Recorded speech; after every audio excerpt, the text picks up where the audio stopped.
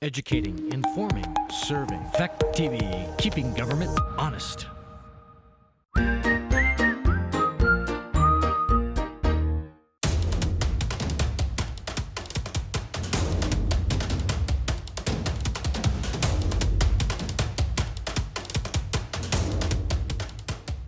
Call this meeting to order. 5:31, Rockingham School Board, Monday, October 5th. I'll lead us in the Pledge of Allegiance tonight. Pledge allegiance to the flag of the United States of America and to the republic for which it stands, one nation, under God, indivisible, with liberty and justice for all. Thank you. Any adjustments to the agenda?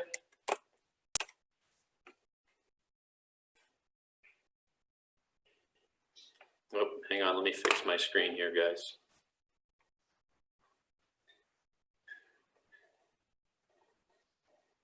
No adjustments. Okay, review and approve board minutes for September 15th, 2020.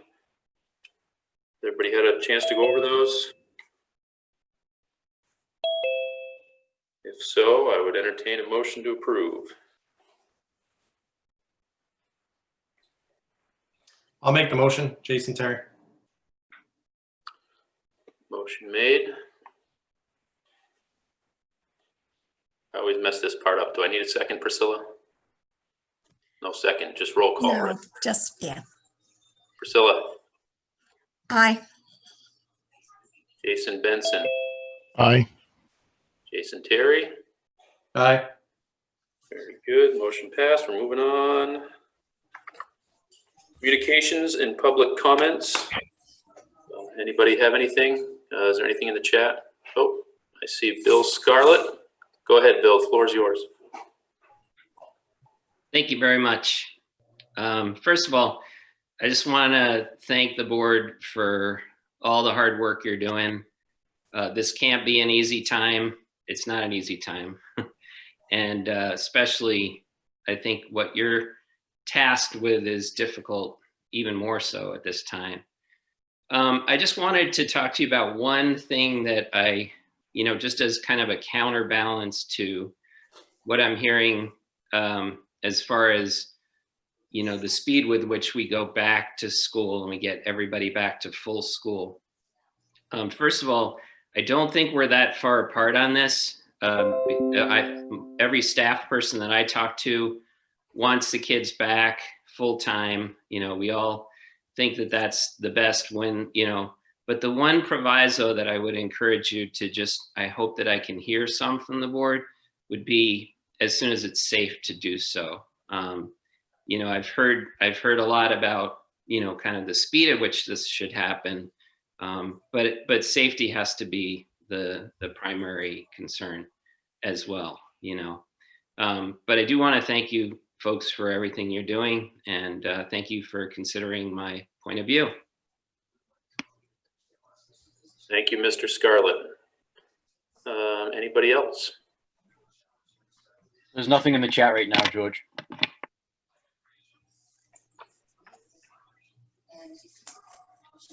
Okay. I don't see anybody else. Any other hands? So moving on. Okay. Policies. Discussion on the use of chat during board meetings. I'll start by saying that something was passed at the SU level. It seems to make sense. I don't know that we really needs to be that detailed. I'm operating under the premise that the public should speak at recognized public times as an in-person meeting would take place. I'm not sure if we have to put some sort of motion around that. I'm okay with the motion that was made at the SU, but I don't know that it needs to go that detailed. Any thoughts from any other board members on this subject? Priscilla, go ahead. And hang on before Priscilla. Jason Benson, again, I don't see you, so if you have something you want to get in there, just get right in, and I'll recognize you. Okay. Okay, Copy that. Go ahead, Priscilla. I'm sorry, thought you were ready. Our lawyer said that it wasn't a good policy to have the chat in keeping with open policy rules. We paid the lawyer for her opinion, so I think we should avoid having the chat room. We have the capability of having the person talk to us and come up and talk during public comments, and that's in keeping with what we do when we have meetings in person. And so I really would, for our board, be against having the chat room on. It is more, and it kind of avoids having that general thing that everybody knows and everybody can see and everybody is aware of, which is open policy, and allows us to be aware of what the person is talking about, just as Bill did a minute ago. So I am really totally against having the chat on. The person can send things in a letter to the chair, you, George, or I guess to any of the other board members as well, prior to the meeting, and if they want something read during the public comments as well. And then they can sign on and be part of the meeting by being recognized by you. So that's where I'm at on it. Thank you. Thank you, Priscilla. Anybody else have any other comments?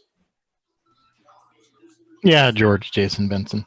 Go ahead, Jason. Yeah, I fully agree with Priscilla on this. This is we don't need the mess that we were having before with the chat. And if people could control themselves and do one thing, it'd be one thing. But unfortunately, this is the nature of online communication. People just tend to speak out of line, and I just don't think it's really necessary for us. The only time it would be is during public comments, but even then, I think it'll get out of control. So I think, like Priscilla said, if they have questions or concerns, email them to you or any of the board members, and we can bring them up at the appropriate time during the public comments. So that is all. Thank you, Jason. Any other discussion? Jason, Terry, got anything? Priscilla, anything more? So I have an opinion on it, and it's kind of splitting hairs.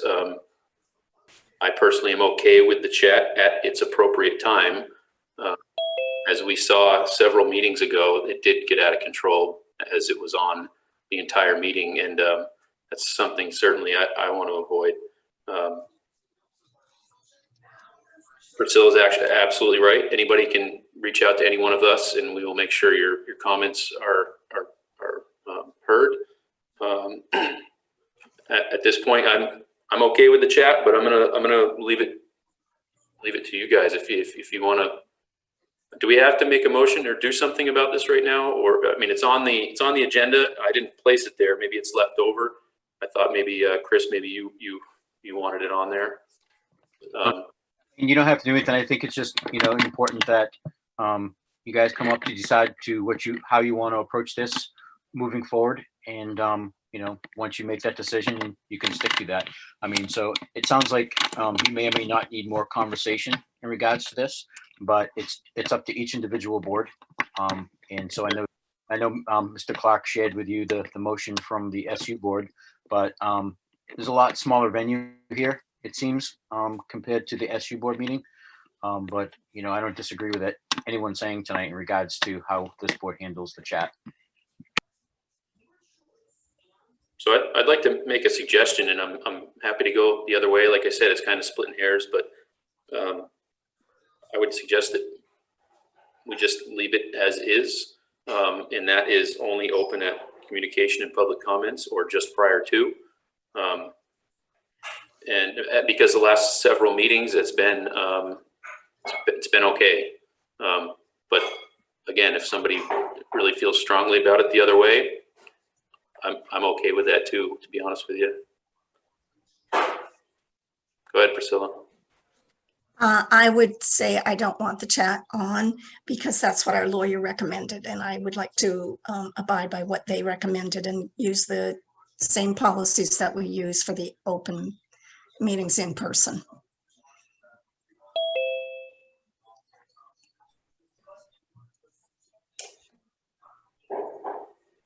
Any other thoughts, comments? I think if we do that, we're going to have to make a motion to do so. Is that right? Or if we leave it as is, we could leave it as is. But I think if we want to make a change like that, then I think it would probably be in the form of a motion. I think right now, George, there's nothing set in policy about chat. So I think making a decision either way, if you're going to make a decision, either you as a group you decide to use chat or a hybrid of chat. But under the right now, you technically you just continue to follow open meeting law and you conduct meetings as if they were in person. I mean, the conversation here is that some of you may want to use chat and some of you don't. And whatever you decide, I would vote on it just so it makes it into the minutes. Okay. Any more chat before any more discussion before I recognize Priscilla? Go ahead, Priscilla. I would like to make a motion that we not utilize the chat for our meetings because that's in keeping with what our in-person meetings have been in the past. Do I have a second for discussion? We don't need a second. Oh, we needed a second to get the motion up for discussion. No, because we're we're small group and we only need just the motion. That's why you're here, Priscilla. All right, I guess roll call. Priscilla, go ahead. Aye. Jason Terry. Abstain. Jason Benson. Aye.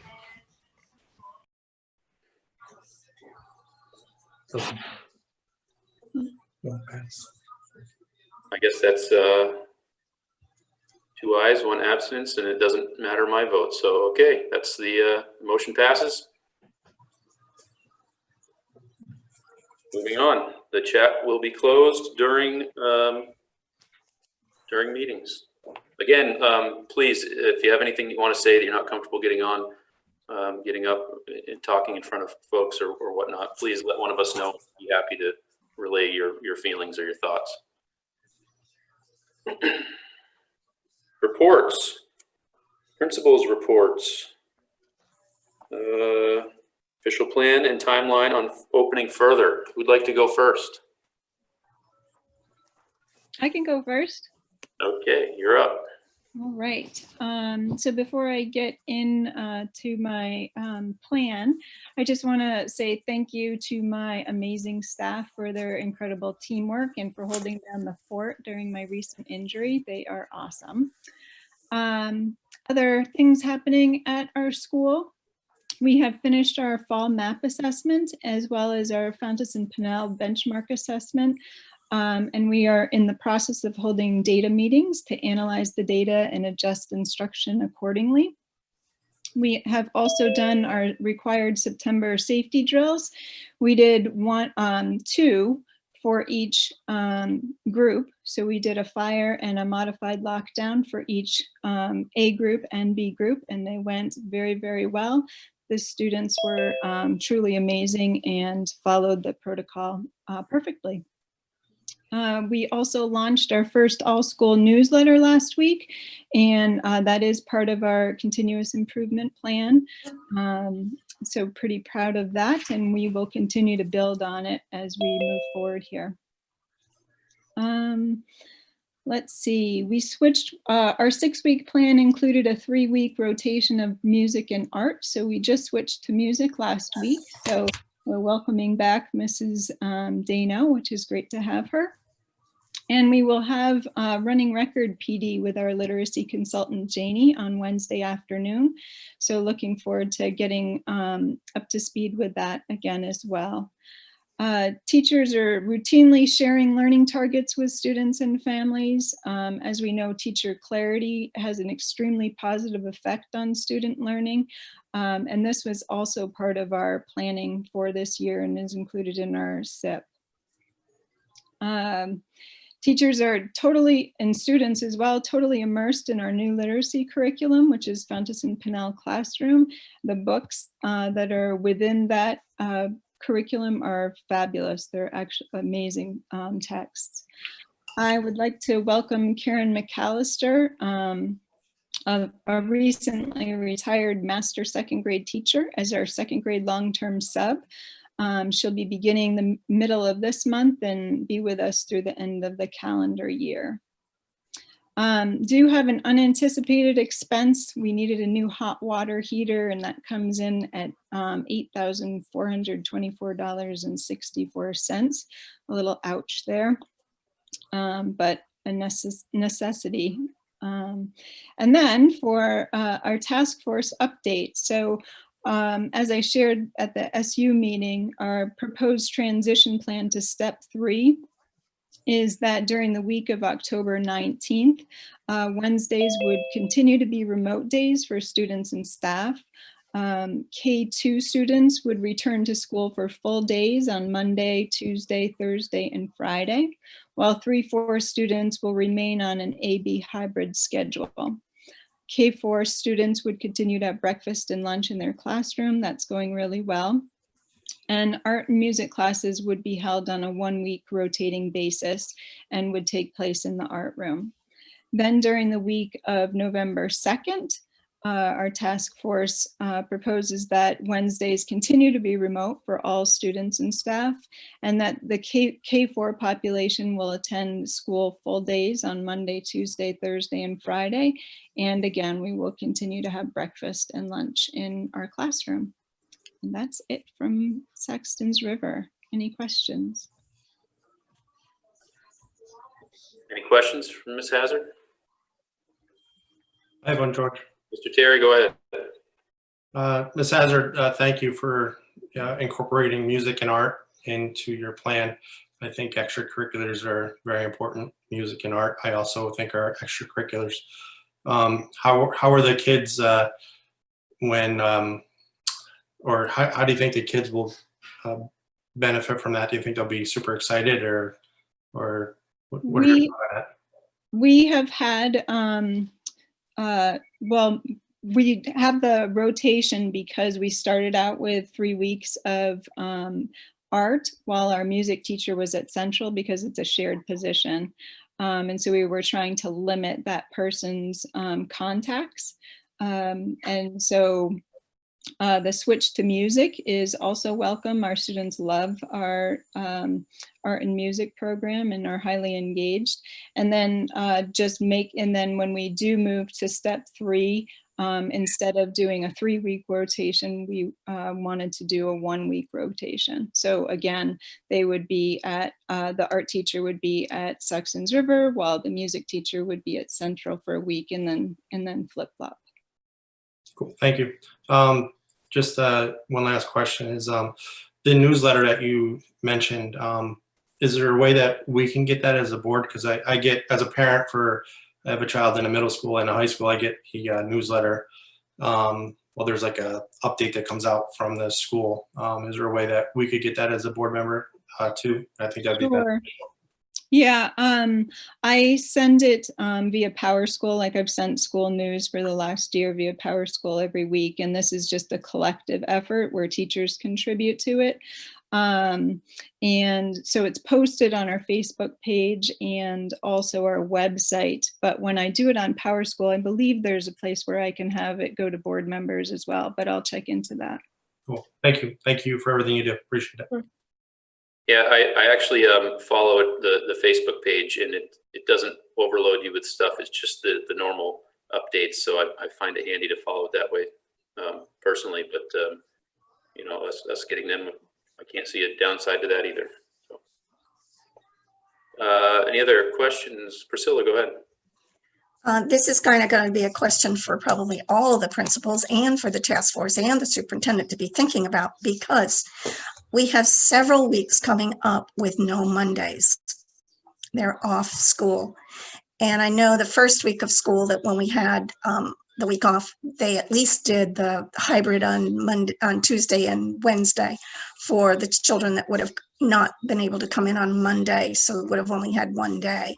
So that is something that really needs to be considered. And I would assume at that point that the K2 would go the 4 days on Tuesday, Wednesday, Thursday, Friday, and hopefully if you're still doing hybrid, Tuesday, Wednesday, and Thursday, Friday.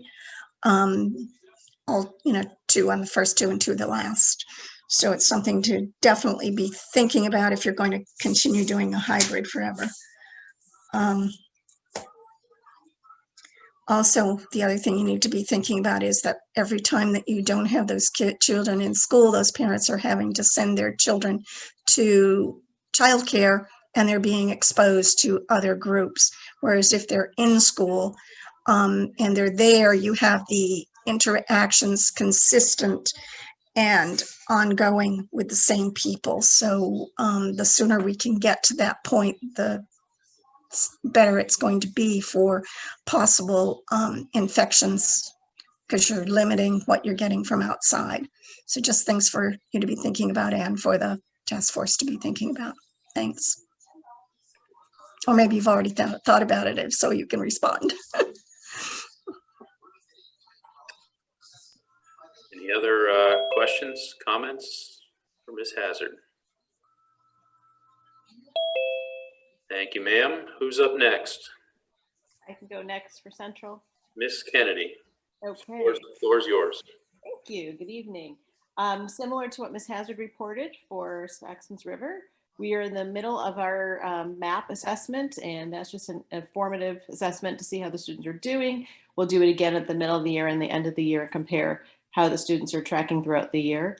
We're also doing our Fountas and Pinnell benchmarking as a formative assessment to see where we're going next for data. We will have some data meetings coming up. We have some check-ins with the grade levels across the whole SU for the elementary school. Some of our teams are actually teams of 1. So we have one teacher at 3rd grade, one teacher at 4th grade. So they have the ability on Wednesdays to collaborate with their colleagues across the SU, which was a very helpful addition. Similarly, we've had some safety drills. We've had a lot of success with those. The fire safety drills, we're going to be getting into our lockdown procedures soon. And also what Ms. Hazard was saying about art and music, we're sharing. So we now have Mr. Palmisano for art this week, these next few weeks. And we still also have gym and library as another addition for our electives at our school. And I do want to shout out to Mr. Lowry, who reached out to the Coles Cares for Kids grant. So plug for Coles for helping us out. So they are sponsoring our bike week. And our students in 3rd and 4th grade have an opportunity to go around the community. You might have seen them this afternoon. Going around George Street, Atkins Street, and all around the school. It was a great opportunity for the 3rd graders, and then tomorrow we're doing the 4th graders, and they'll have some chances. So if they didn't have bikes, they have some loans of bikes and bike helmets that they were able to use, which is a great thing for the students to be able to explore the neighborhood and get to learn bike safety. So we appreciate that, and staff members are helping out as well as being chaperones on the trip. We're still working with our literacy curriculum and, really developing that further. We're working on math exploration as well. Moving into the phase 3 steps. So we have not changed very much since last week, but we're looking at October 19th for kindergarten only. And then hopefully, November 2nd, we'll be able to bring back the 1st and 2nd graders. So we're working with the student services department. That was also contingent upon us having desks that have been ordered, which we're hoping should be coming in, if not this week, hopefully next week. And then student services is working with us on staffing. That was another big part of it, because we have a lot of students that have one-to-one pairs or small group pairs, and we need to make sure, shifting from the cohorts on certain days, that there's enough staff and personnel to support those students' IEPs. As I mentioned, that there are legal documents, so we have to ensure that we have enough personnel to support that. We do have a few new students moving in. We've had 4 transfers from VTVLC back to the in-person program this past week. So we were able to accommodate those students within the deadline, and then really trying to work on class numbers. The biggest issue that we're still trying to address is 3rd and 4th grade. So we have 30 3rd graders now with 1 teacher. So it is a little bit of a challenge, and we have 21 4th graders with 1 teacher. So we're really trying to work on finding a teacher.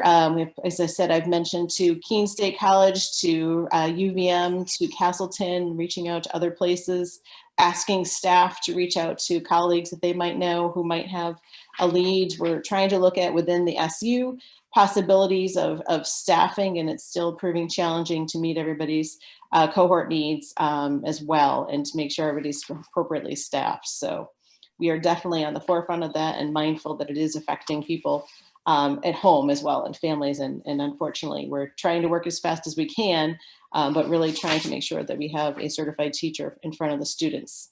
And not say a robot or something like that in a machine in one room. Like I've actually heard other schools are trying that, where they have it just on the screen and in person there. So that is a little bit of a challenge, but we are trying to work around that. So we are mindful as the corona case is increased this week. Actually, there was an a message sent out today that their cases are increasing. So we're still keeping an eye on that as well, and reminding families about their travel, along with that weekly check-in, or daily, I should say, check-in of where they've been, just to remind families to continually look at the map of where travel is safer, and be mindful of that too. So a lot happening, but so we want to bring everybody back in, as Mr. Scarlett said, as fast as possible, but as safely as possible as well. Any questions?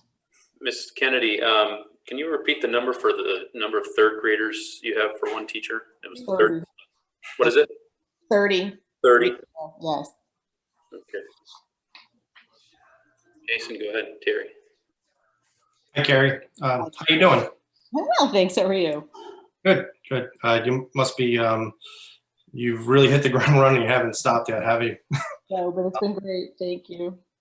So thank you for all you're doing. So you had, well, first, this email you sent with your meeting notes Yes. is perfect.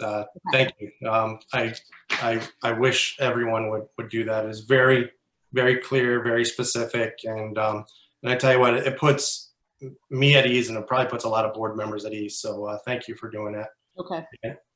And I look forward to your next one. And so you pretty much hit on everything here. But as far as the desk situation, in your notes, it says you might be able to borrow some from another somewhere else. Did we look into that or something like that? We did. They may wind up actually going into the library, in addition to the order that we did wind up placing. And so the library actually has tables, but in order to meet the 3-foot distancing, they're actually probably going to have to go into the library, so the students can still access the library in a small group setting as well. What kind of desk is it? Like when I was a kid 100 years ago, it was like the one chair, one desk kind of thing. Yes, Is that what it looks like? Okay. Yes, and so typically our students have been at tables, which is fine when you have 4 and 5 students at a table, but with a 3-foot distancing, we really can't accommodate more than 2 students at a table. And actually the desks will allow us to have more students in the classroom, because the table, regardless of whether it's 5 foot or 6 foot, you really can't put more than 2 students at it. And especially at lunchtime, because they have no mask on, they need to sit safely apart. So the desks actually, they're not ideal for learning purposes, but for safety purposes right now, we had to go and order some of the desks to accommodate the classrooms, particularly in the 1st and 2nd grade. So 3rd and 4th grade already had some desks, so we've had to shift some furniture around to make sure that everybody has the equal access to 3-foot unmasked opportunities. Gotcha. And then lastly, as far as the teacher situation, so what happens if we don't ever find a 3rd grade teacher? Then what? Does Priscilla come out of retirement? Does Lynn do it? I don't want to put words in anybody's mouth because I'll get in trouble, but what is the plan? That is a really good question. And we are looking at staffing wise, and we have a sub who is a long-term sub, but is also being pulled out every day. We've had several staff members who've been under COVID quarantine, and just we had to do some assessments, and so they've been covering different staff members just in that position. So it's been really difficult even to get a sub to come in and try and be a long-term sub in that position, and so unfortunately, we're still exploring every possible option across the SU. So hopefully in the next couple of days, we'll have a better idea, but that's a really good question. I wish I could give you a better answer on that one. We're still trying to figure out how we can get this going. And poor Ms. Green, gives a big shout out to her, who's managing the remote and in person with 16 students every day, and trying to make that work for her. So, and the students, obviously. Must be very tough. I know just, there's got to be something out there that we can slide into a position. I think you're going to have to at some point. I mean, Sure. I'm not sure how that all works. I'm not, that's not my forte is, Exactly. but, Yeah, we're looking at certification, sorry to pick up there, just to make sure, if we had to do provisional certification for somebody, if that's a possibility, and working with Dr. Carey on that possibility too.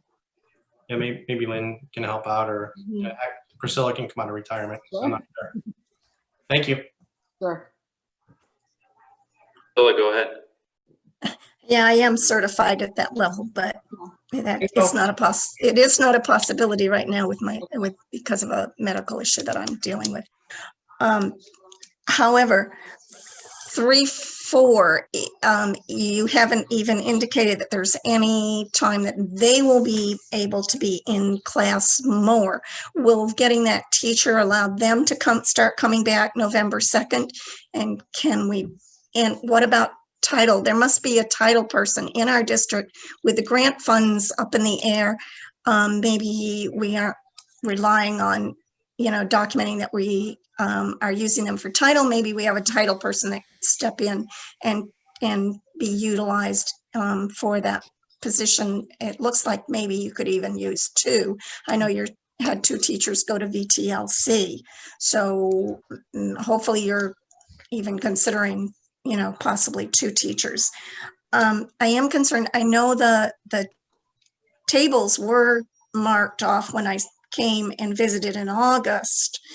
And if we don't get those desks, I think it's kind of necessary that we get those kids back in there some way. So they're not, at this point, we're only giving emotional support 2 days a week, obviously. So we do need them to start doing some academics so that they are not, without any academic instruction this year. It's tough. I know you guys are working hard, and I know you want them there just as much as we want them there. I don't know, maybe not, because I sure do feel like it's our job as a school board to provide for the educational. I don't know if there's another board member that could do a provisional license for that with their backgrounds either, or whether there's anybody on any of the other boards that could do that. Maybe looking at those possibilities, maybe looking at, the credentials of anybody else in the community that might be interested. I'm surprised that we don't get offers from people coming from other places.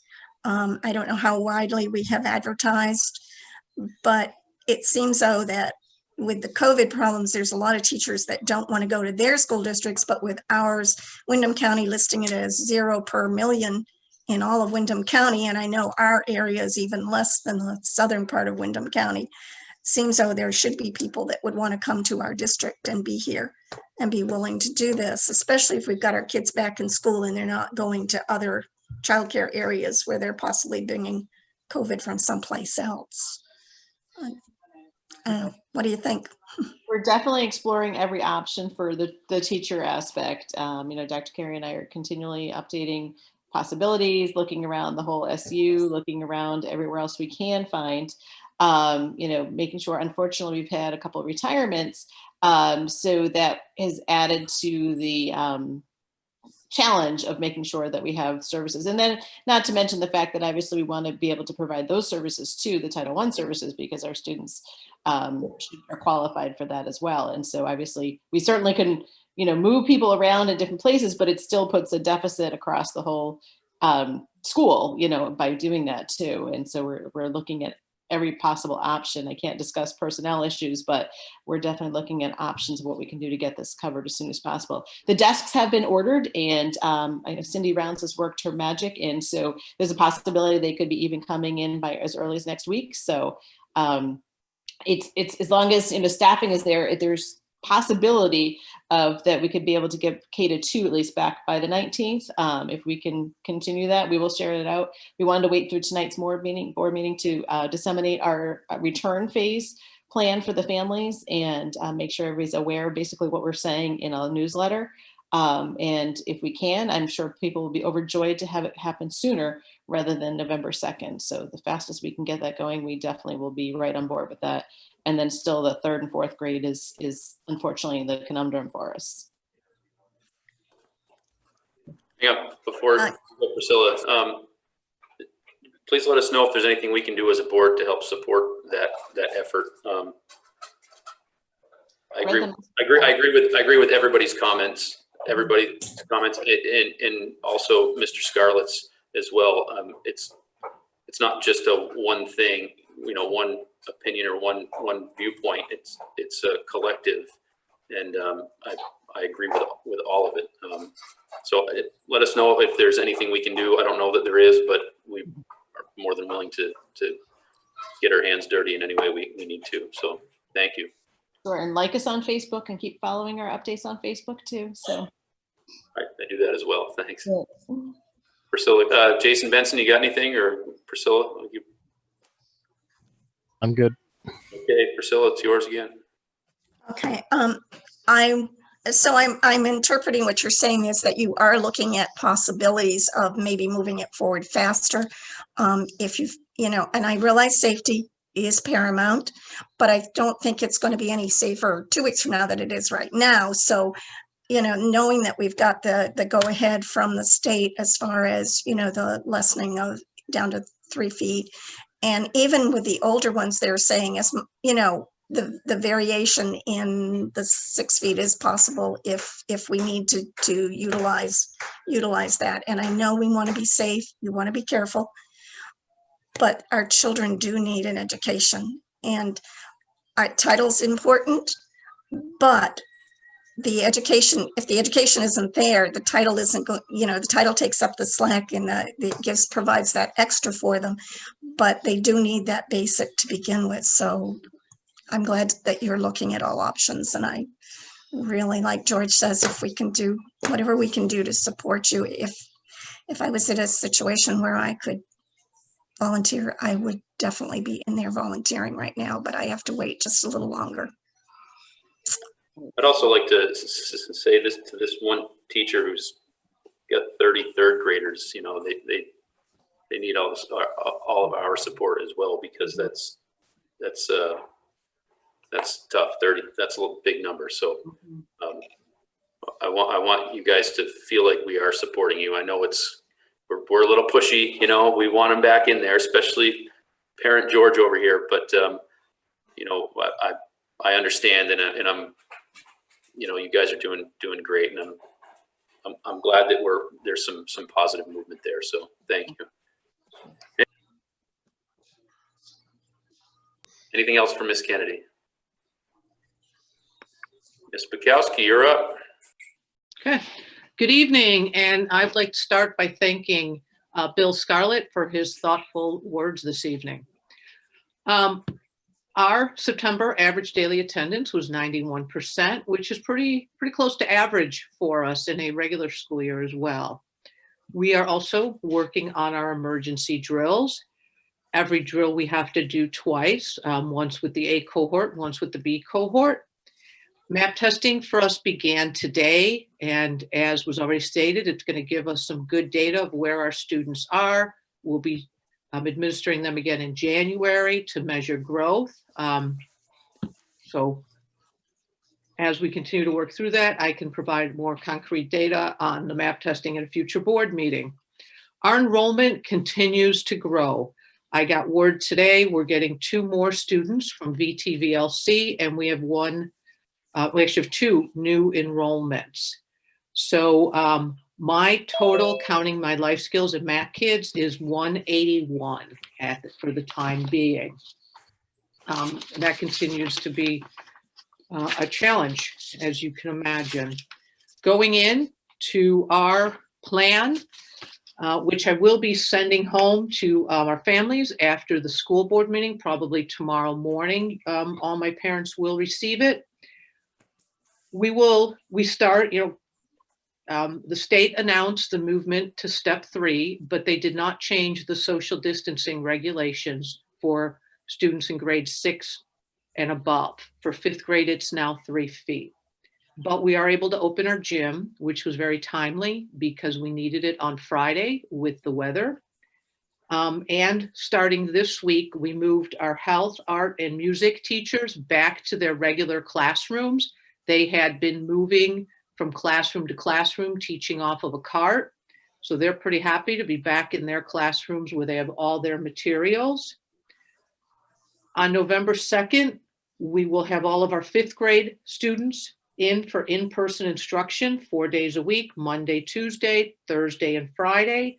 That means that we have to reshuffle the pods. There will be 3 5th grade pods. There will be 2 pods of 10 and 1 of 11 right now. And the students will continue to move, or the teachers will move from pod to pod. The academic teachers and the students will move to PE, and they will move to art, music, and health. Due to the 6 feet and the numbers in 6th, 7th, and 8th grade, we cannot bring them all back. They will be remaining in a hybrid unless the state loosens the guidelines. Concerns that I do have, that was already mentioned. To date, I have had 8 staff members that have had to quarantine due to travel restrictions or because they've been displaying symptoms. I received notice that one of my staff members is now actually quarantining. I received that this afternoon. I have had 9 students that have had to quarantine for travel or again, because they were displaying possible COVID symptoms and needed to be tested. That comes out to 5%.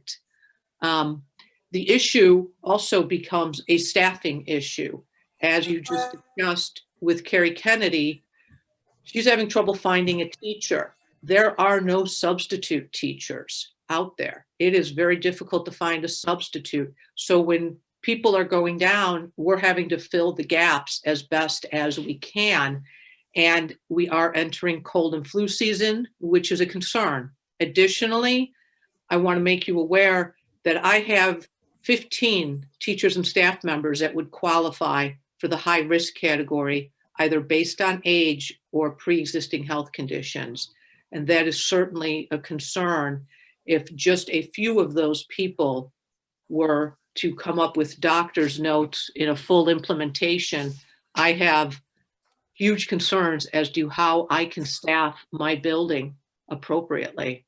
And I'm just putting that out there. I'm not asking for any solutions or anything like that, but I think it is something that the school board needs to be aware of.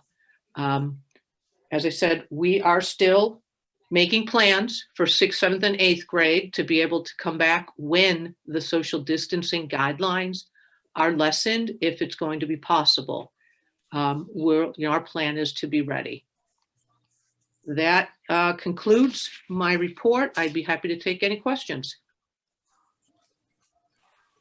Ms. Bukowski, I missed the date that you talked about 5th grade coming back 4 days a week. November 2nd. 2nd, okay, thank you. Mhm.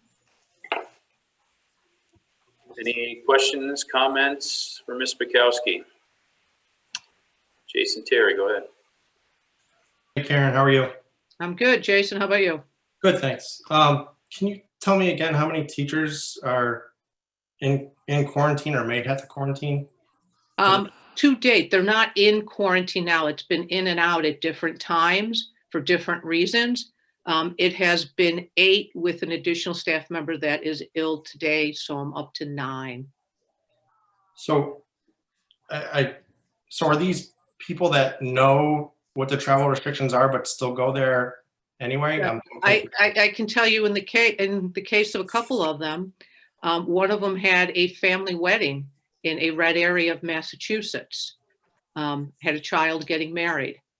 So they did go to that wedding, and I certainly would have never told them they couldn't attend it. Another staff member had a funeral in a red zone. So they're all the people that have quarantined for travel. They're not going on vacations. They're going for family reasons that are important. But they also have a responsibility to the children of the town.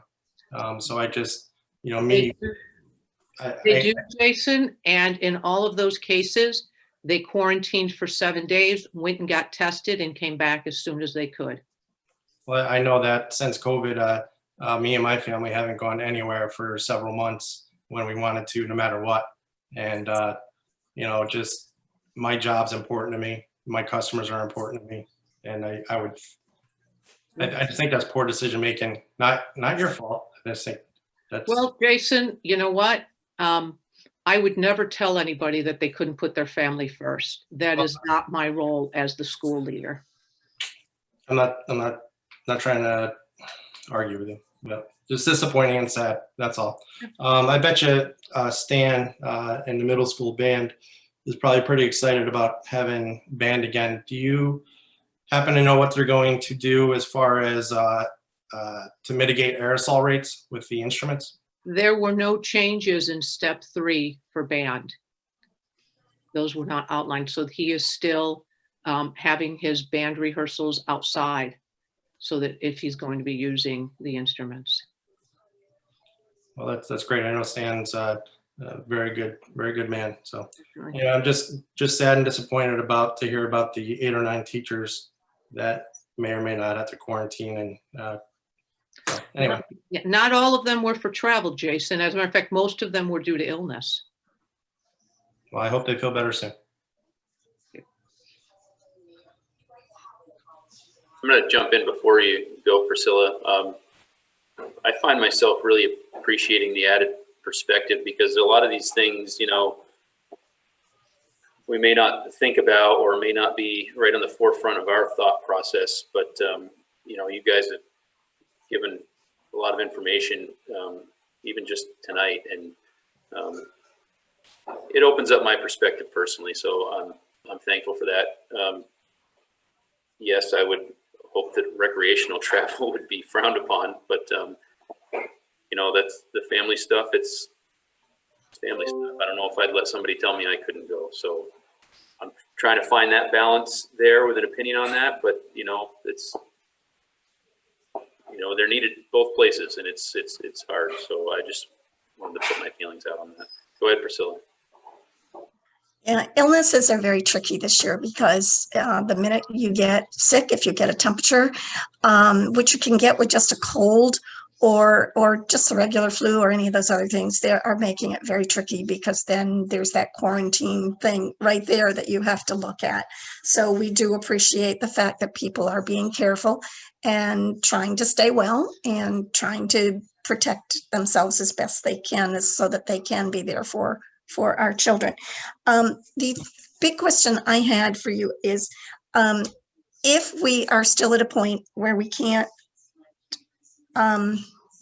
put those children back into the classroom for at least the 4 days, and hopefully we're looking at 5 days here in the future, but for the 4 days, are we still trying to find other places to put them? A building, a portable building, some other building that they can go into so that we can get them back for that amount of time. I had one other thing too that I was going to do, but if you can answer that one, then I'll remember what was the other thing. We have not looked into a trailer or anything because then we would lose our green space and that would kill outdoor PE. And also we're not looking at places within the community because we don't know who would be responsible for cleaning those and liability issues. And again, the contact tracing piece. Okay. And there was one other thing, Karen, but for the life of me, I can't remember what it was. And it was more important than that question, but I can't remember. Sorry. Maybe the next board meeting. Maybe if I remember it later, I can mention it. Anybody else have anything for Ms. Bukowski?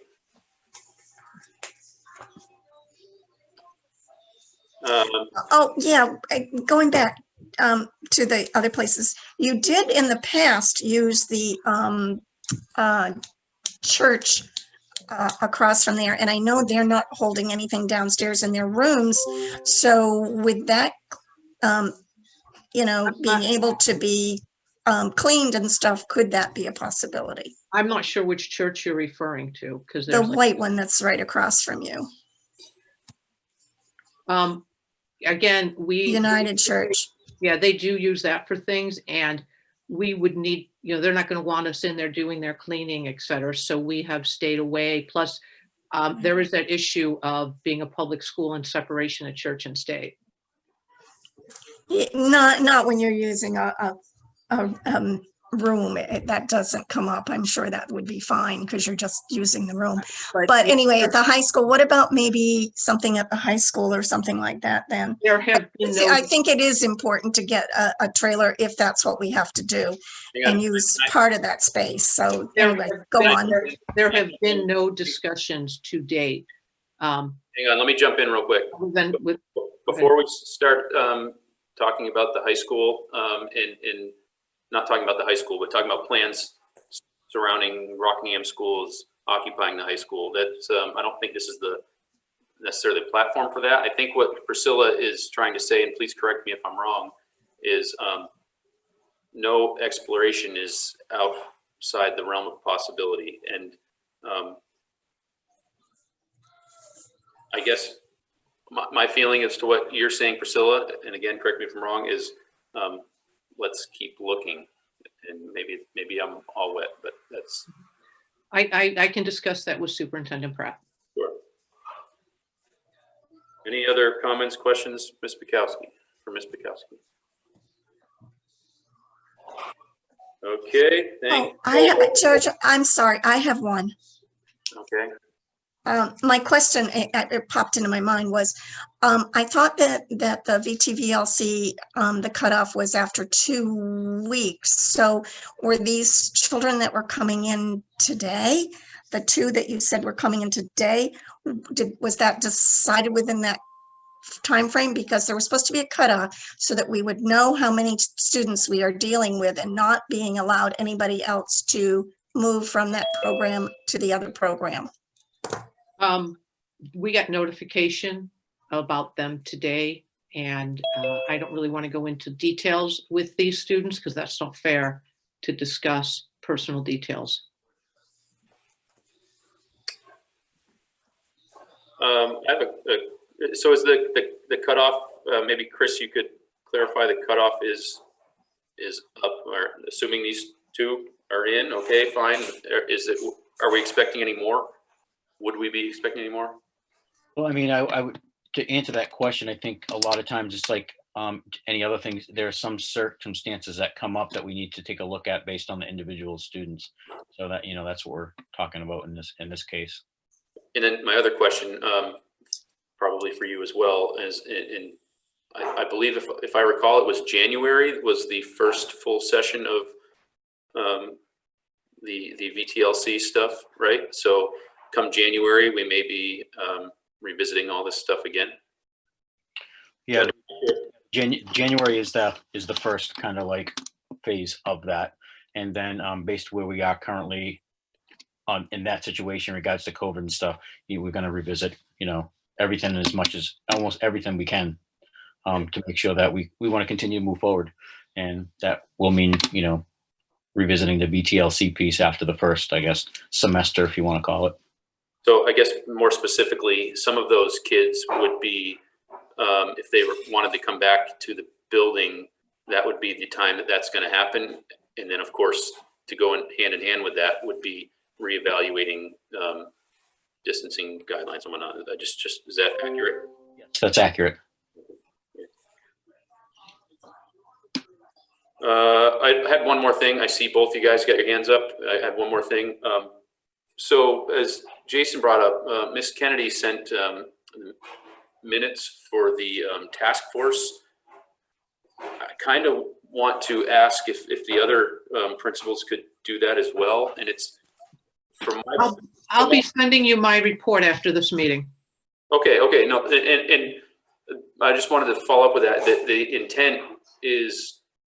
So it seemed like for a while there were some meetings and we weren't sure. It seemed like there was some stuff that was being reserved and not talked about, and we just weren't sure. I was so encouraged to see those minutes and you know, okay, they got some stuff going, and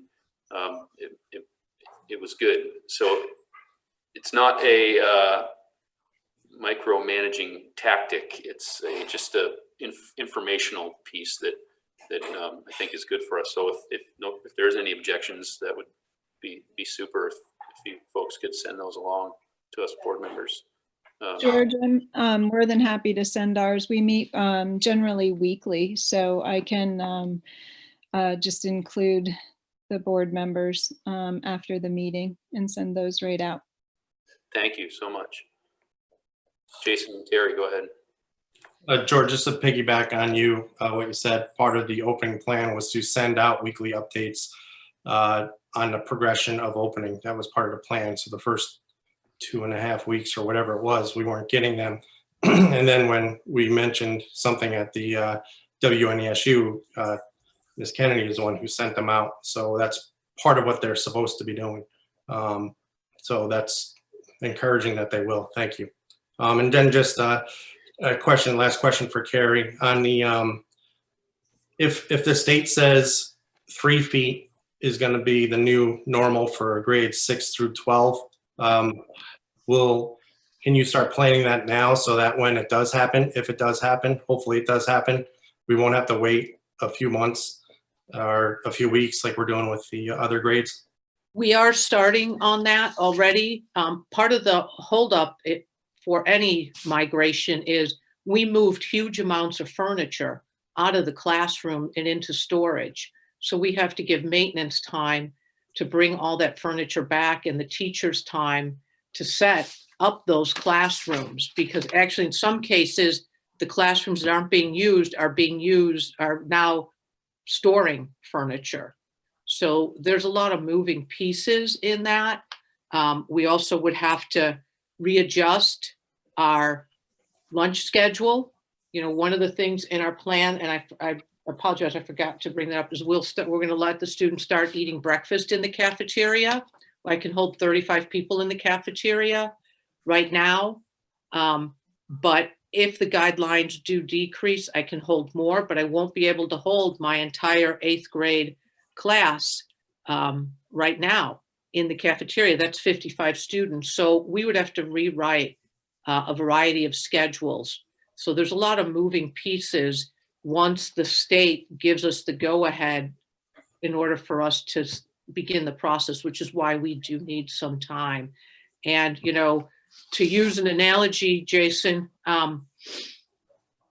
you start a home improvement project and you think, oh, no problem, I'm going to paint this room and it's going to take me a weekend. And then when you get started, you realize, I need to do this piece first and that piece. And suddenly, you know, that project takes longer. That's kind of what I feel like we're doing here. We're in revising and redoing and looking at it. I want to make sure that we don't turn that switch too fast when we're not ready. So I need to give maintenance. We need to talk about the increase. Our health screenings are going to take longer. It's going to affect how we do lunches, breakfast. There's a variety of moving pieces that it would change. And so that's why we do need the time to make sure we've got all our T's crossed and our I's dotted. That's great. Well, hopefully we can start working on that sooner. I know with my weekend projects, I still get them done by the end of the weekend, so I can be back to work on Monday. So how much time do you think you're going to need to do all of that? A day, 2 days?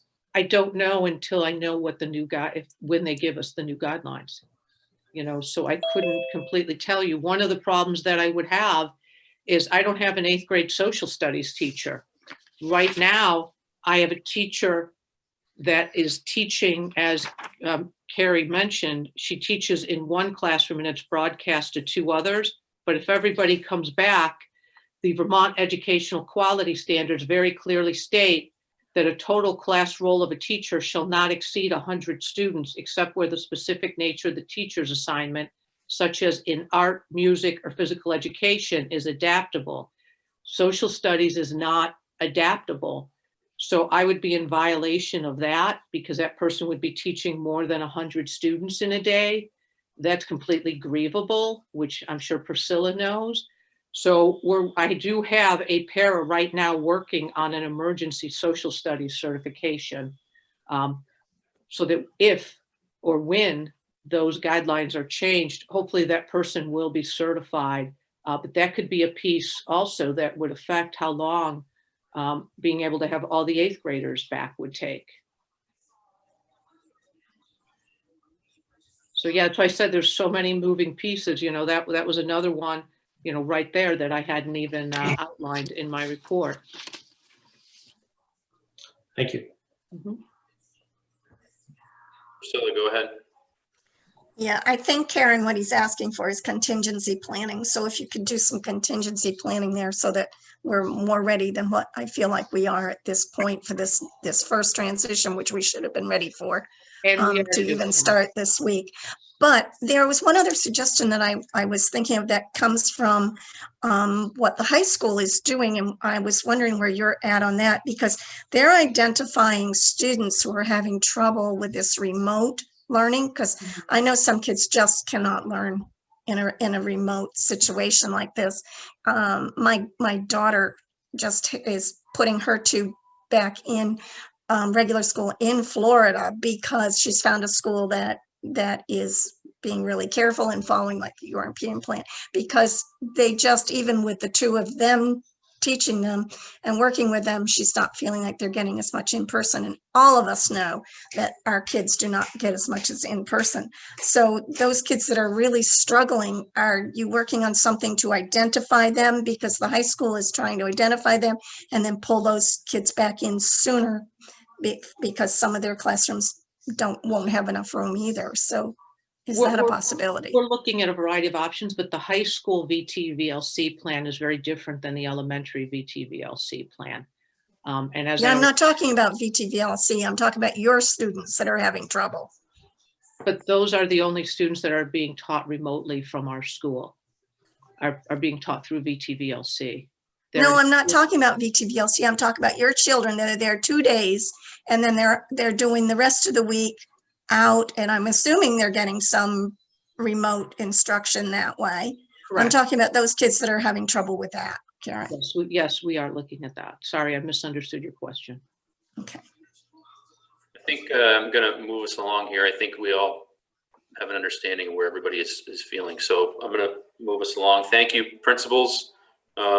Please thank your staff for us, especially your cleaning crew. It's there on Wednesdays and all the time. But thank you guys. So moving on. Business office financial report.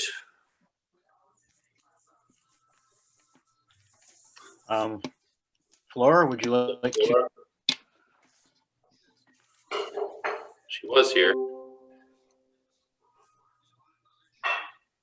Hello. Hello. Yep, we can hear you, Flora. Yep. Yes, I am here.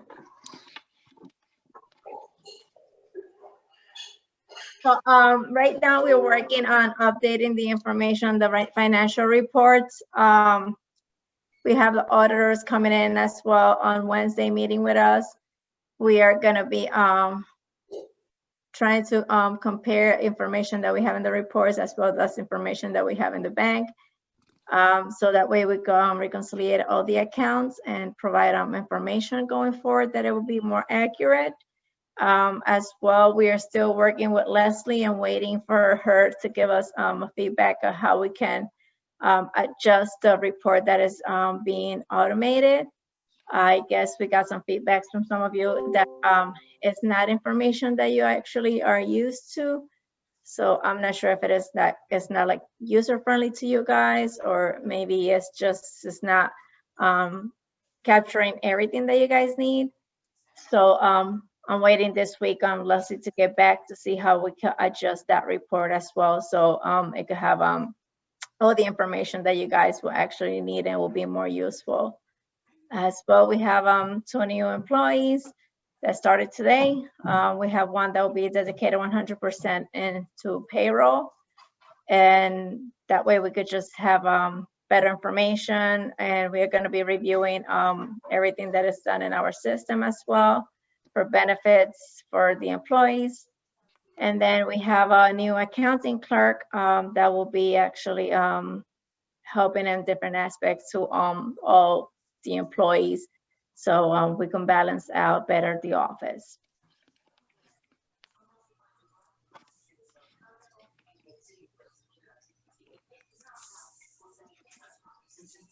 Any questions, comments for Flora? Priscilla? I'd like to know who is doing what jobs in the business office. So we have Marlene is still doing everything that has to do with account payable and reimbursement. Any reimbursement for employees is done by Marlene. So we have for the staff accountant itself, we have Shauna. She will be doing everything that has to do with bank reconciliations and grants, as well as reviewing them and posting in our system. As new employees, we have Jason Bishop. He will be doing payroll, which is all the aspects that have to do with payroll, as reviewing information and completing the process and then submitting to bank, taxes for the state and federal taxes submission, as well as paying benefits. We have Joellen Barton. She is HR, so she will be focusing just in all the HR aspect, which is some hiring employees and the paperwork that goes with it. And then we have Frank Biddy, which is a new employee as well that started today. And Frank will be doing accounting clerk, which is the review of all the timesheets to be sure that we have accurate information, because it puts a big hold on the payroll aspect. So that way payroll could just come faster than how it used to be posted. He as well will be doing data entry in the system. So each time we hire employees, is putting in the information in the system as when they hire, benefits and everything else, everything that has to be updated in the system as well. He will be managing that aspect. So that way we have accurate information, because it's one of the biggest issues that we have is not having the correct information in e-finance. So that's an overall of a little bit of what everybody will be doing. Question on that. You said Shauna was doing bank reconciliations. Is that everything she's doing? She will be doing that. We had outsourced that to help us in the past year, but it's something that the staff accountant should be doing. So we will be following up for FY21. We'll be doing that now in office. Okay, and Jason Bishop is, I'm sorry, Jason Bishop is doing grants, posting and No, payroll. he's doing payroll. No, just Okay. payroll. Shauna Okay, is so- doing grant. Okay, that's where I got them mixed up. Thank you. No, payroll will be just one person, 100% dedicated to all the payroll aspect, because it was one of the issues that we used to have in the office, was the fact of employees not getting paid accurately or having issues with their benefits, not taking out the correct portion. So that's why we have a person that will be doing only payroll.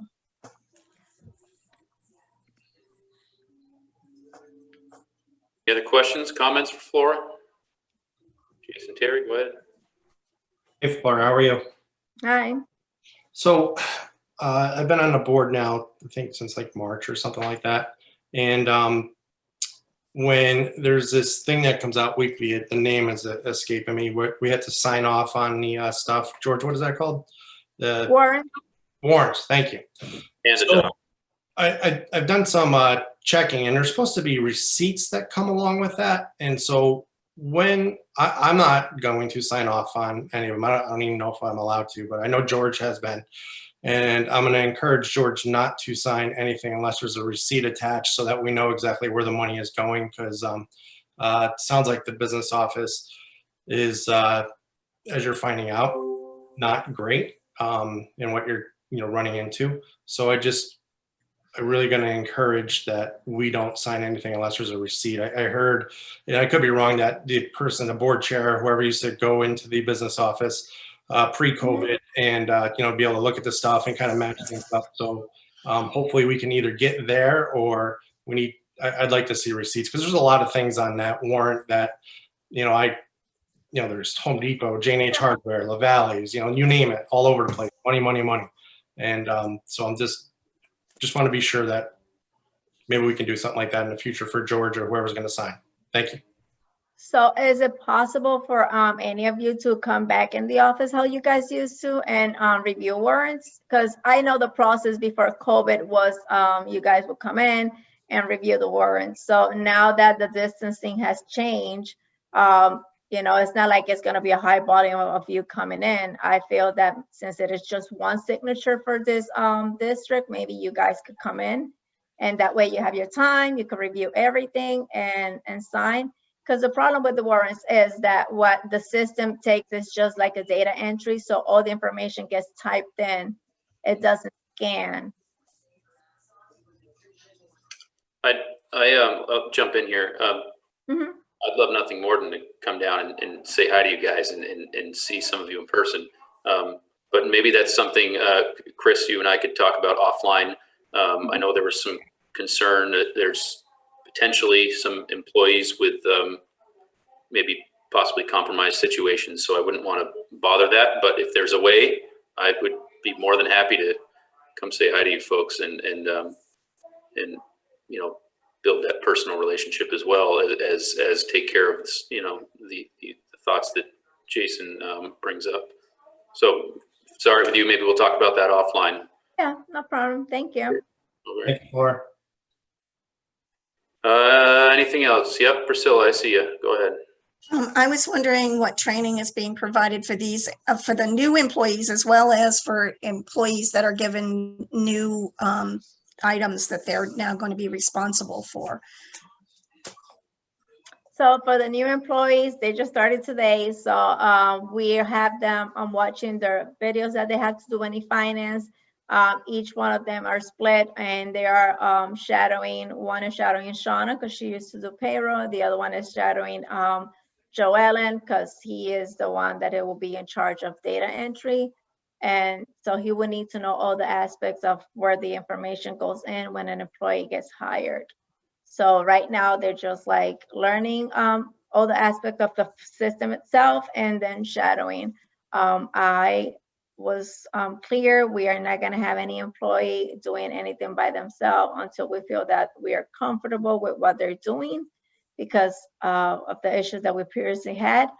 As for the employee that is taking upon other tasks, so training wise, she used to do most of these things that she's doing right now. So it's more like following up on things that she used to do.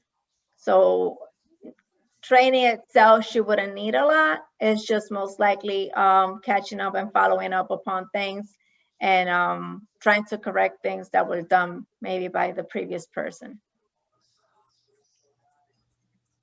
Okay, I just wanted to make sure you were thinking about that. Yes, I've been trying to. We had our a huddle on Friday before we have 2 new employees. We just didn't want 2 new employees to come in and feel lost. You know, I know e-finance has been a struggle for a lot of us.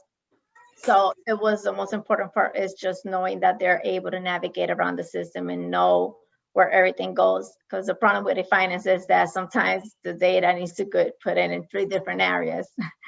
So it's not the most user-friendly system. So we are really sure that we need to have people that are trained. I am not gonna let them by themselves until I am 100% sure that they could just manage it. The persons that they're shadowing, they're gonna be responsible. So they know already that if they decide that this new employee could do it by themselves, if any errors, the responsibility is upon them because they felt comfortable. So as well, I have open door policy with them in communication. I mentioned to them, you know, if you don't understand something, just not a dumb question in the office. You ask a million times. I'd rather you to ask and say that you just don't know than you doing a mistake, because one mistake in finance affects 10 different areas. Thanks. You're welcome. Would encourage extreme oversight. Thank you. Thank you.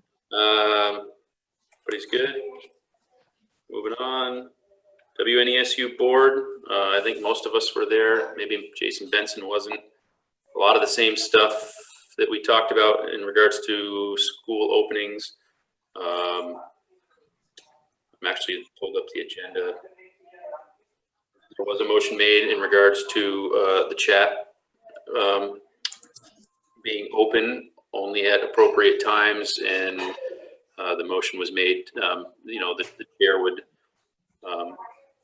oversee that basically as they normally would. There's a lot of wording there, a lot of language that, you know, maybe it's necessary, maybe it's not, but that's where it lands, and it's very similar to, in my eyes anyway, it's very similar to what a normal in-person meeting would be like. There was busing in pairs we talked about, but that's on our agenda here, so I'm not going to forget that. Anything else that you think was important?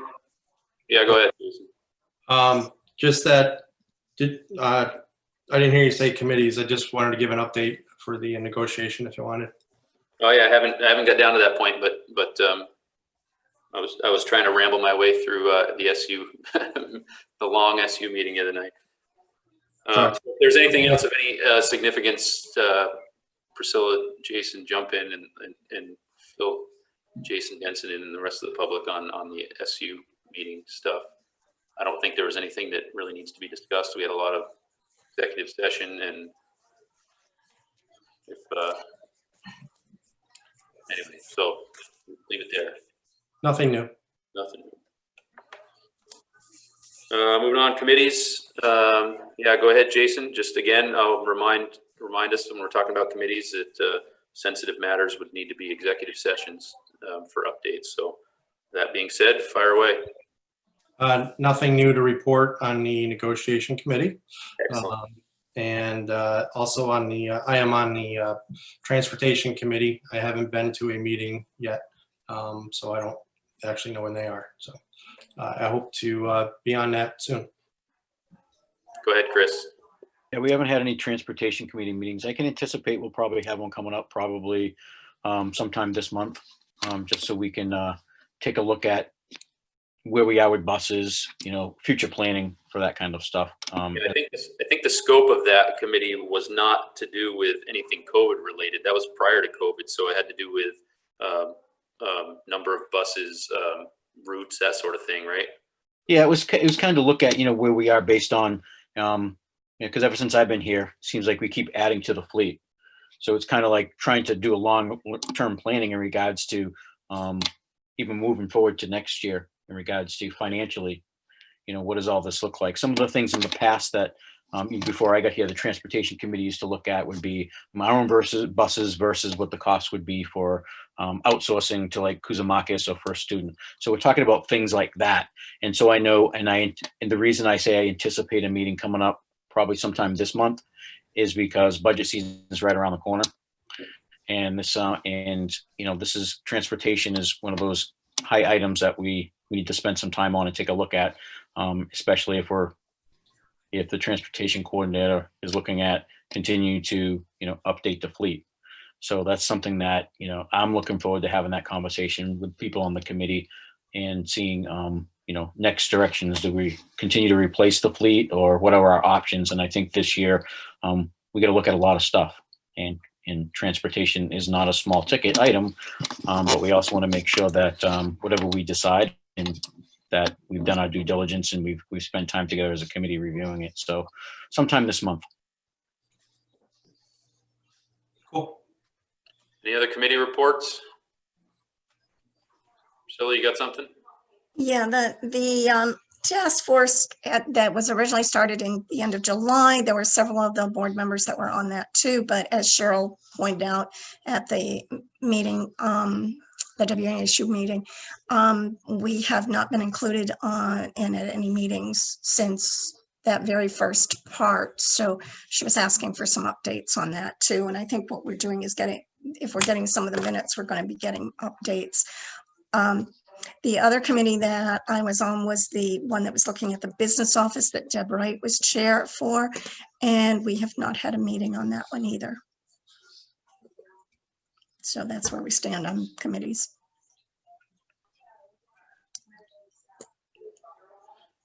All right, any other committee updates? Looks like a negative. Brings us into unfinished business. Discussion, action, if any. Update on busing in paras. Chris, I'm assuming that is on you. You're on mute. You're on mute. changed since our board meeting last week. And what we discussed is currently we are looking at our buses. We have 15 drivers, 18 buses. We have one bus monitor as starting, I believe it was today. And, they'll be rotating to the areas that we need the most on the buses. Right now, we have around roughly 150 students riding on those 15 to 18 buses. And it ranges anywhere from 3 students on a bus to the smaller buses to the largest number is 20 students on a bus. So we are able to keep them social distancing out. Due to special ed purposes, we do have some, paras on a few of the other buses as well. But there's this thing that it's like a lot of the other things that we've been discussing is that we continue on a regular basis we continue to advertise, we continue to try to get people in, to get them on buses as paras. We're still in the process of trying to fill some driver positions because of last week we're still down, a few drivers, and we're advertising where we can. We advertise it on Indeed because a lot of times what I found, if we advertise just on School Spring, it's more like for a teaching platform, and people who drive in CDL licenses don't necessarily go to an educational job hiring site for these jobs. So we've had some luck with Indeed, but we continue to, it's one of those things that we do continue to look at on a regular basis because we do want more bodies on the bus, and we want to fill all the driving positions that we have open. And like I said, right now we don't have a lot of kids on the buses, so we're able to distance them out. But as we're bringing kids back, transportation is one of those things that we need time to work on because we want to be as efficient as possible with the transportation in adjusting the routes accordingly. We don't want to go down roads that we don't necessarily have to go down. And so that's part of the transition as we're bringing kids back, is continues to look at the bus routes, look at the students' needs on the bus. And we're, it's one of those things that it's frustrating because we do want to move forward and get people on the bus. But it's like we talked about before, there's a lot of needs out there surrounding IEPs, 504s that we have to meet first. But as we continue to move forward, which I hope we will, I'm looking forward that eventually we'll be able to assign our own people to these buses like we intended to do before this COVID crisis.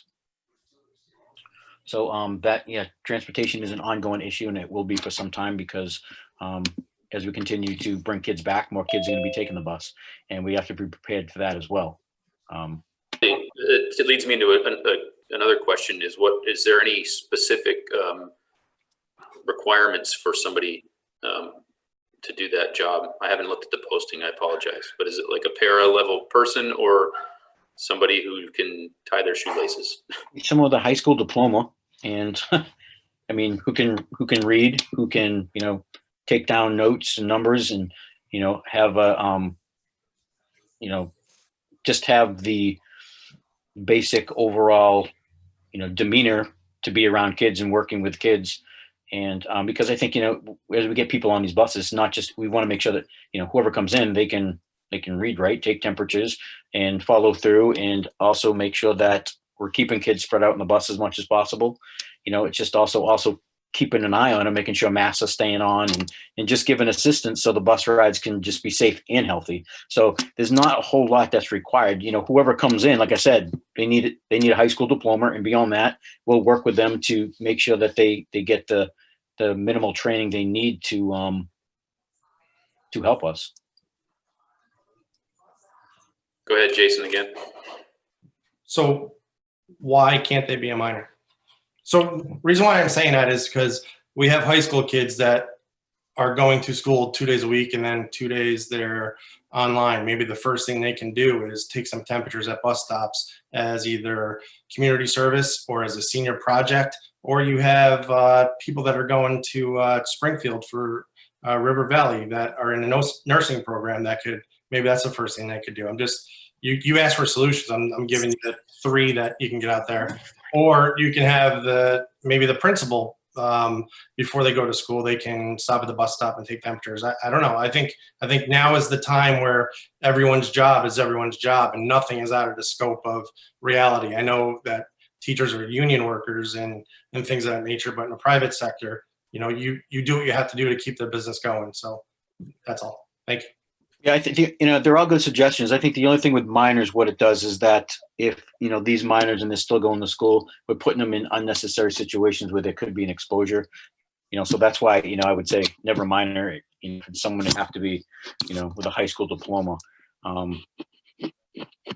But, all the other suggestions, again, it varies from principal to principal. Some principals have assistants, so maybe they could do that, but I'm not going to speak for the principals, but it's, it's out there. But I think, philosophically, the only one is it'd be difficult to put any minor, put that, responsibility in a minor. I guess it's something to look into to see what does that look like? I mean, if we're just having them take temperatures and they're riding the bus anyways. I don't know. I don't have a definite answer. I'm willing to look into it though. If you ever have a high school or high school student who's already on the bus anyways, can take a temperature. I mean, they're there, I appreciate your open-mindedness to it, and I think that's great. Thank you. Priscilla, go ahead.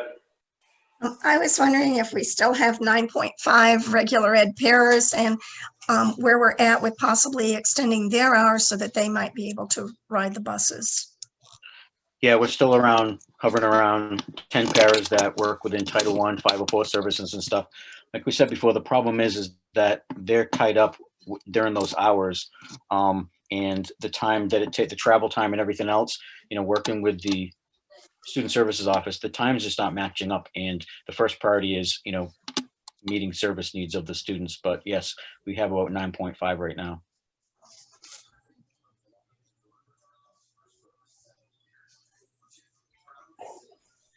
Anybody else?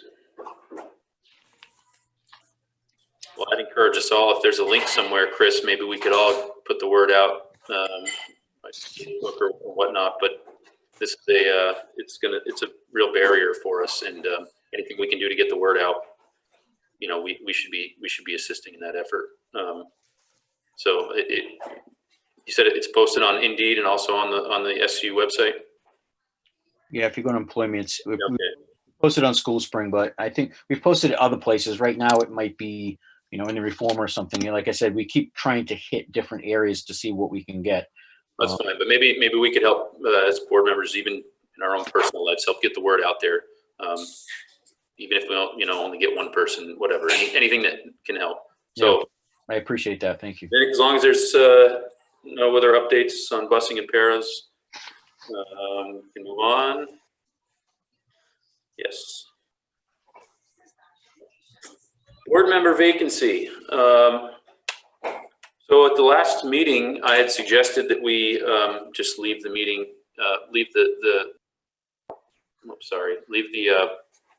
board makeup as is, but afterwards I was made aware of some legalities that went along with that. So we do have somebody who is interested. I think I've sent you guys her comments of interest. Megan Applegate. If you, so I'll open up that discussion. What do you guys, how do you feel about appointing Megan? George, don't we have two? We have Colin and Megan, right? Colin withdrew. Oh, he did? Okay. Any discussion?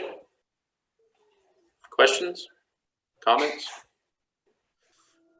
Yeah, I think that we've all had the chance to review the information, and I move that we go ahead with the appointing of Megan Applegate.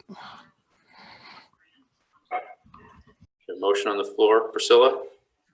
Yeah, I was impressed with the fact that she has some background in accounting and that kind of stuff, I believe. So that might be really helpful for the board. Seemed like she had a lot of background in board experience and also public communications. So I don't know her personally. I know folks that do. Haven't heard anything bad. So I'm inclined to believe it's a good fit. So there's a motion on the floor. Second. Roll call. I see Priscilla smiling. Priscilla, go ahead, because you're the first on my screen. Aye. Jason Terry. Aye. Jason Benson. Aye. That is an aye for me as well. Welcome aboard, Megan. I don't know if you're out there. I didn't see your name anywhere, but you will be contacted by myself, and then the SU will get you set up with email and get you up to speed. So very good. Welcome aboard. New business for discussion or action, if any. Any new business? We got any new business? I don't have any new business. No new business. Okay. Moving on. Appointments, resignations, if any. We have a notification of retirement. Chris, go ahead. So I'll just read the letter. So it's dated, so dear Superintendent Pratt and members of the Rockingham School Board, at the conclusion of the current school year, I will have completed 35 years in education, 21 of those as a school administrator. When I chose a career in education, I never imagined the different twists and turns my career would take, one of which landed me in Vermont as principal of Bellows Falls Middle School, where it has been my privilege to serve the families of the Rockingham for 6 years. As I stated above, I've been fortunate that I have chose a career where I could make a difference in the lives of young people. However, now it is time for me to step aside, thus creating an opportunity for someone else to lead Bellows Falls Middle School. Therefore, I'm submitting this letter as an official notice of my retirement at the end of the 2020-2021 school year. As I move towards the conclusion of my tenure at Bellows Falls Middle School, it'll be with mixed emotions, but I know I will be taking with me many wonderful memories and friendships. Sincerely, Karen Bukowski, Bellows Falls Middle School.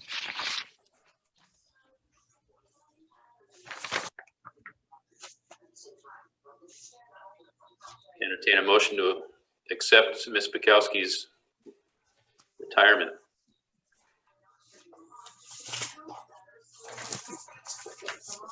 I'll make that motion, George. Motion made. We'll roll call. Jason Terry, go ahead. Aye.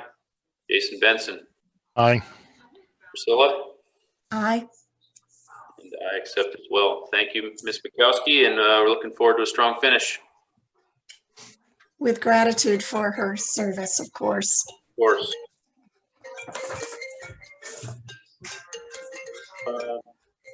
Somebody's phone's ringing. And I can't shut it off, so. So at the SU meeting, I know we can't really talk real estate, right? That's a. Before we do that, do we need a search committee for Karen's position? Do we need a committee for that? Yeah, you know. Did we have a committee for the previous principal replacement? Yeah, what I'll do is that, you know, when we get to that point, I'll be putting together initial search committee, and pretty much how we've been doing at other schools. You know, I'd want board members, a couple, say at least 2 board members to be part of the initial review of the applicants that we come in, and then to ask them for their assistance in putting together a interviews and stuff like that. So these are one of those processes that I like to have as many people involved as possible. And this will be one of those times where I'm going to have to think to see how it's going to work. Because in the past, I was able to have principal open. I was able to have the candidates come in, interview with the parent group, the board, teachers, all these different groups, and give feedback. So hopefully at some point you'll be able to do that. But right now I'd like to have something similar, but it's probably going to have to be, you know, over the internet. But just give me a little time to get that posted and put that out there. And absolutely the board will, I'm looking forward to having the board assist me in that process.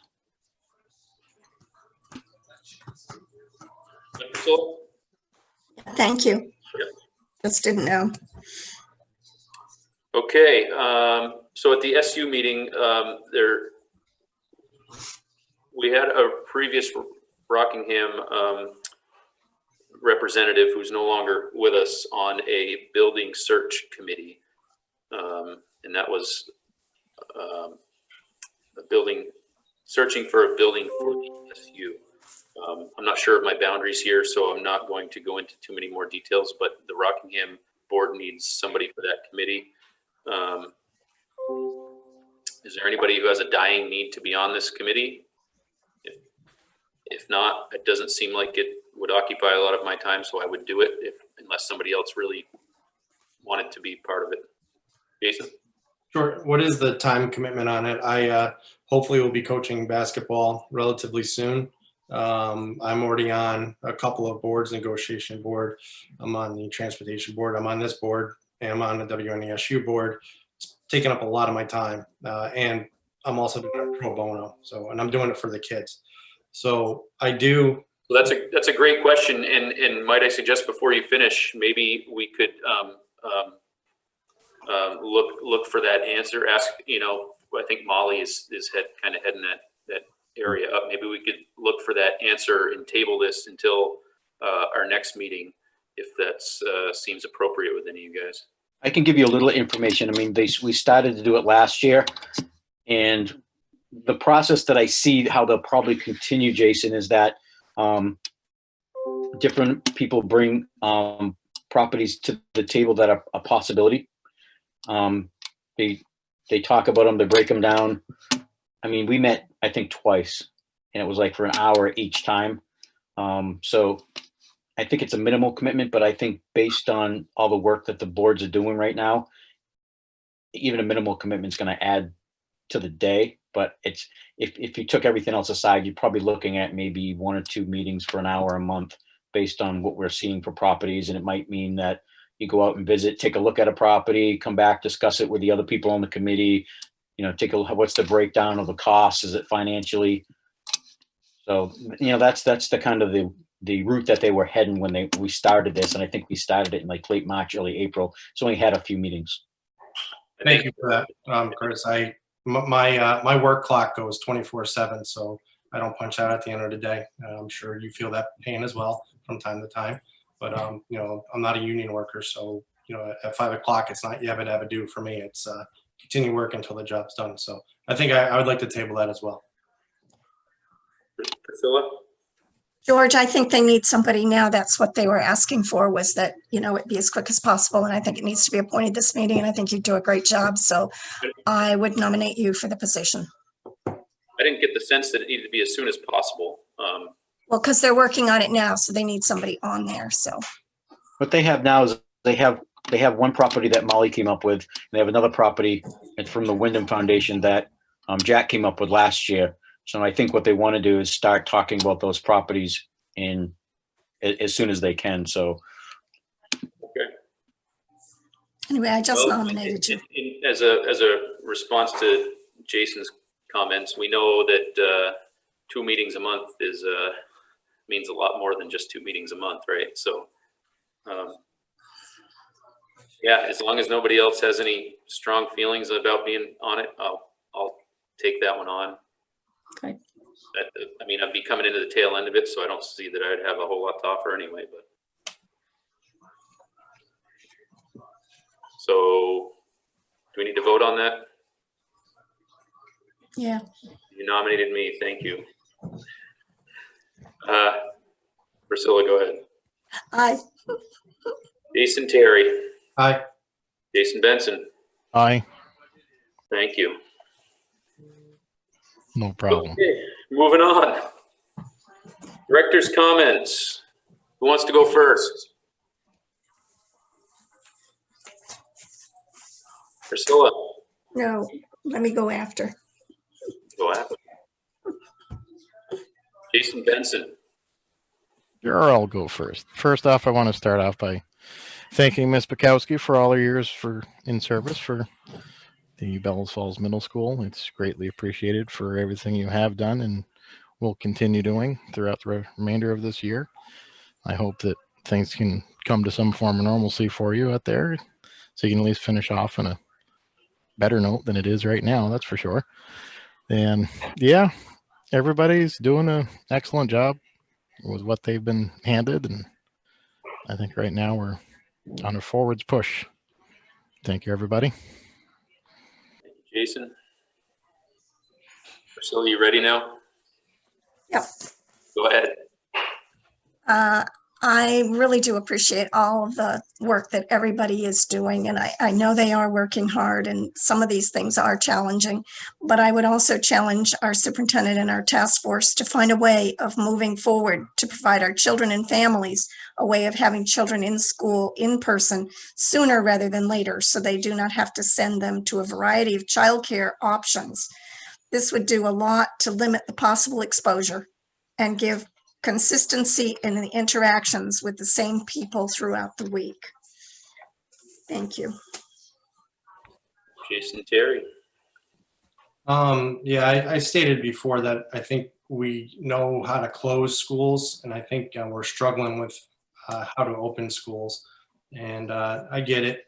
I'm not immune to it, but I think, I just want to follow the rules. I'm following the rules of my life. I haven't had a quarantine. I don't go on vacations. I'm taking care of my kids. I'm trying to take care of the town the best I can.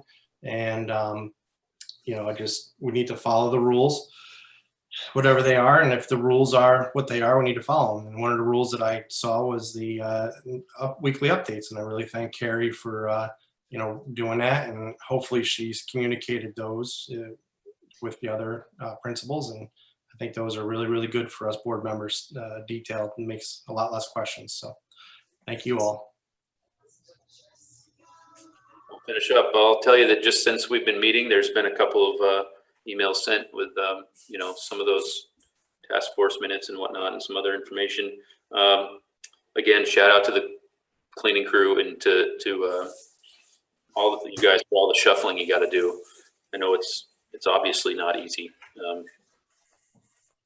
So thank you. And also I'm appreciating back to the task force minutes and that sort of thing. I'm appreciating the flow of information. I talked about a long time ago about bridge building and bridging the gaps, and it's really helpful. And I want to be at a point where we can help you get to where we all want to be. I mean, it's clear that we all want that same thing. So I want to help you get there in any way I can. I'm encouraged that we have a plan. And I'm encouraged that we're going to continue to build on that plan. And, at this point, we got 6th, 7th, and 8th grade, and we'll get there. I think we'll get there and plugging away, guys. And it's not an easy task. So that's all I got. Date of the next board meeting. I don't have a functional calendar in front of me. Must be October 19th. Yep, October 19th. October 19th, 5:30. Any agenda items for the next board meeting? I skipped that one, my apologies. If you have any, let me know. Try to get them to me prior to the Wednesday before. That way they can be warned properly, and any questions can be sorted out ahead of time. 14, adjournment. Meeting is adjourned. Thanks, guys.